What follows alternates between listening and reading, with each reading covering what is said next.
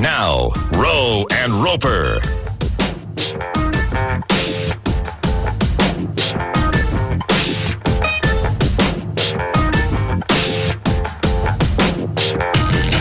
Hey, Richard Roper, hand me that book for a second, would you? Hand me that book.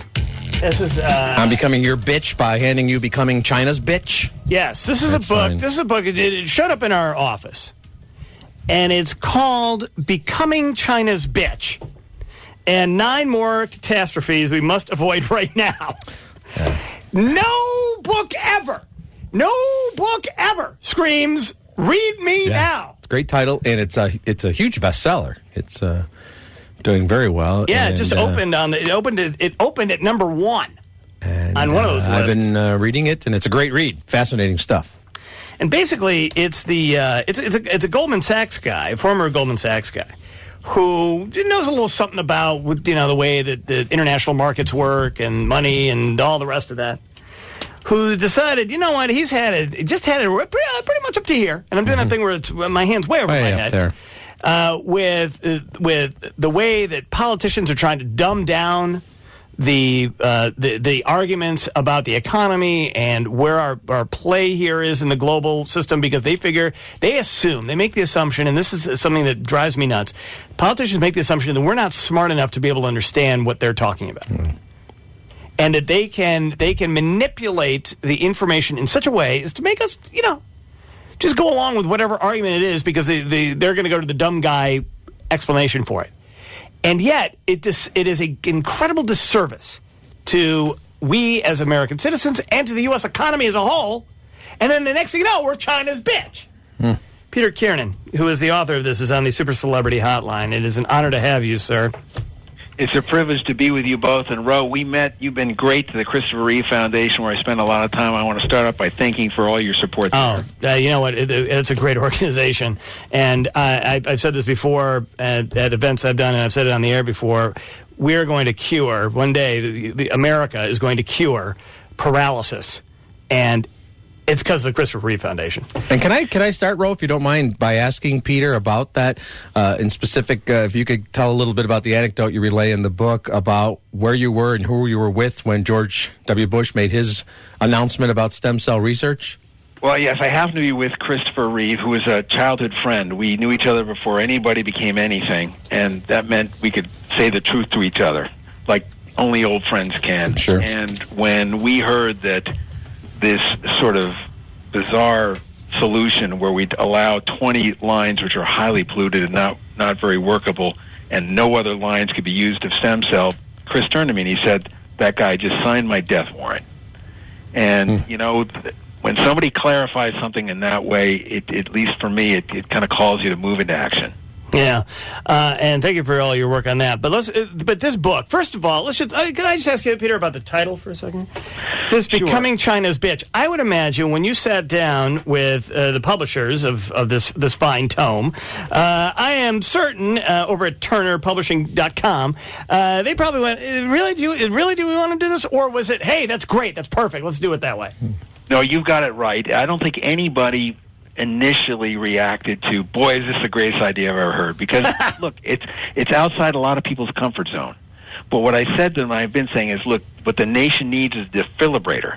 We need a shock. We've been lulled into, we're frozen. We can't seem to make decisions. Every game ends in stalemate, and so we wind up debating stuff that's irrelevant, like debt ceiling limits and that kind of thing, and failing to focus on the real issues that Americans care about. We've had 20 debates that we've just gone through, and I listed 10 challenges. We spend almost no time on those challenges. I know much too much about Newt Gingrich's love life and, how much Mitt Romney wants to bet, and not enough about the real issues. So let's get down to what the real issues are, because to me the most fascinating part of this is about the markets. And you found a kindred spirit in me, which is the one thing about American politics as it stands right now. It really is about it's third grade level. I'm better than that guy is, as opposed to, and it's really about the cults of personality and creating. And not that it wasn't always, because mean, ever since the first newspaper was printed or the first radio broadcast or film or television, everything, there's always been this. You go back and you look at history, or you watch any of these documentaries about the way things were. The Prohibition one that was just done for PBS is an excellent example of this. It's been, this kind of politics has been played for throughout history, throughout human history and American history, but we've gotten to a point where America was always, because of the power of democracy, was always capable of transcending that. Our economy was so strong, and our industrial and scientific might and all of that was so good that we could make little mistakes along the way. Now it seems that there's been a flood of competition up against us here, and we need to be able to make, to your point, make decisions about the future of this country and our economic future that are not based just in trivial politics and who's going to win the next 2-year or 4-year cycle, but what private industries, what investments can we make as a culture, or can we encourage companies to make in us to move us forward so that we aren't China's bitch. Peter. Well, look, if the three of us were asked to do the job of planning for the future for our nation, if that was our job, the first thing we'd do is we'd make a list of 30 issues or challenges we face, and we'd prioritize them. We say, these are our top 10. Now, my top 10 may not be your top 10, but we'd pick 10. And we say, okay, whatever we do, and this is our pedigree, this is our legacy, this is our history, whatever we do, we're going to solve these 10 problems. We'll get to the others later, but we're not going to flinch or turn away or postpone these 10. Something's different now. We've developed this ability to postpone with the illusion that it's costless. And the point of my book is it's not costless. In the time of my youth, we had the finest minds in our country. Brzezinski, Kissinger, George F. Kennan, watching every twist and turn of the Soviet Union, understanding how their power plays affected us. Who's doing that today for us in China? China's a much bigger risk and a much bigger opportunity if we play it right, but we're not really thinking carefully about where we fit in the global scheme of things. Well, I'll give you an excellent example, Peter, that comes right from the headlines here in Chicago. The Chinese have been able to, because of for the last 20 years, basically actually 40 years since Nixon opened China, there has been at least to American commerce.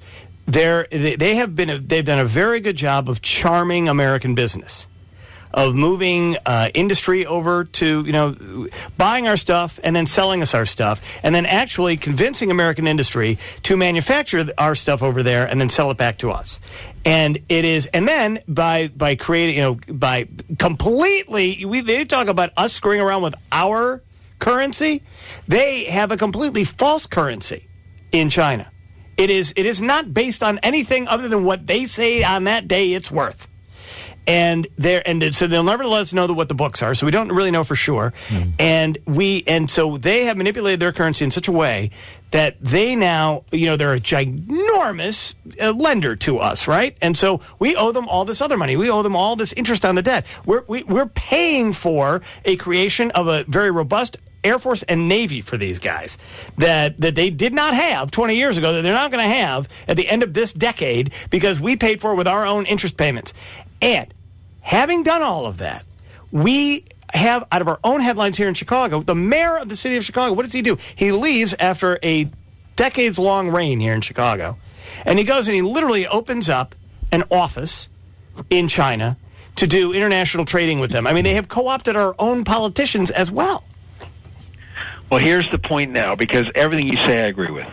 The dilemma is we're now in a tango with them, and our fate is linked to China for as long as the eye can see, and it's not all bad.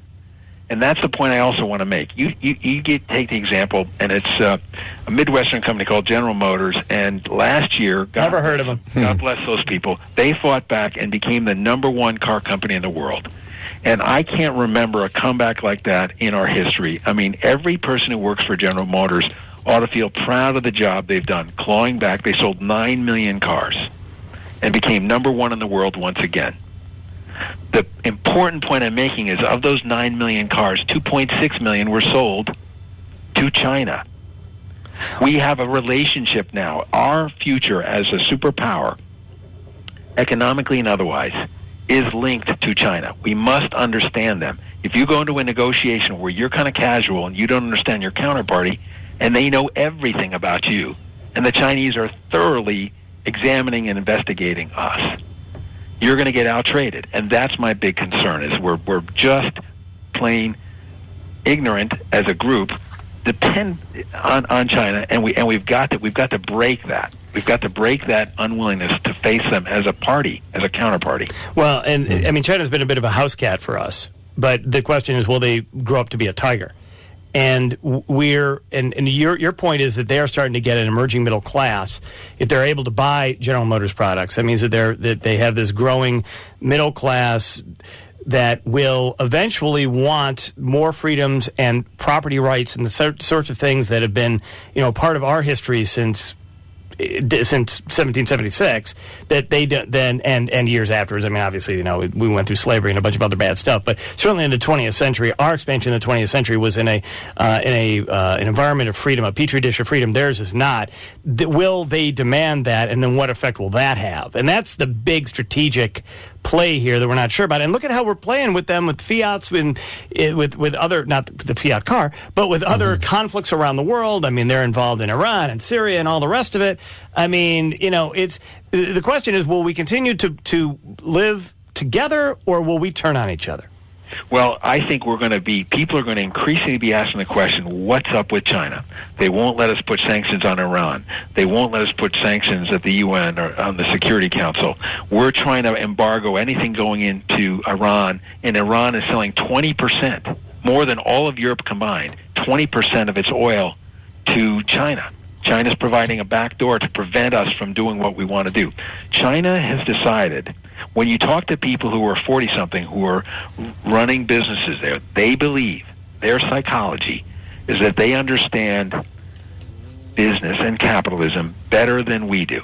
So I'll give you just one example. We think of ourselves as a world trading power, and you know what? We are. But if you think of the 10 biggest ports in the world, now 0 of those 10 are in the United States, not one. In China, of the top 10, 6.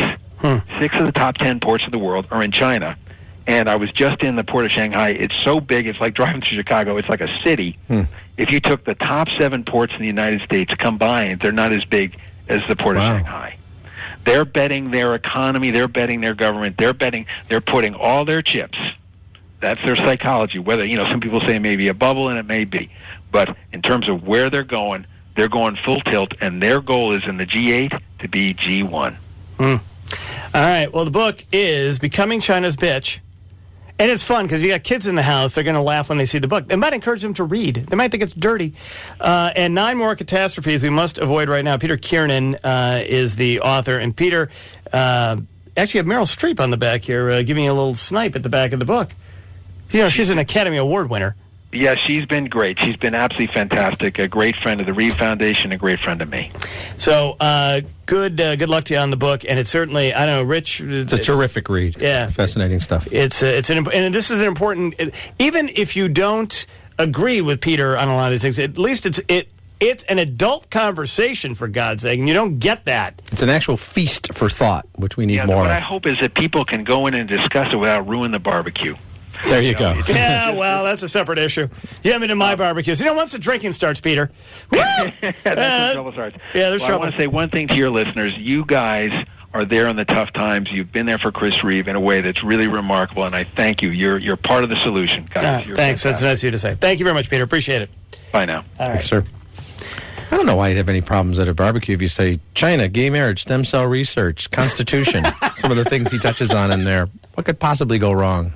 All right. Well, it's a good conversation starter. That is for sure. All right, we'll come right back. Stay right here. You're listening to Roe and Roper, afternoons 2 to 6, 890 AM, WLS.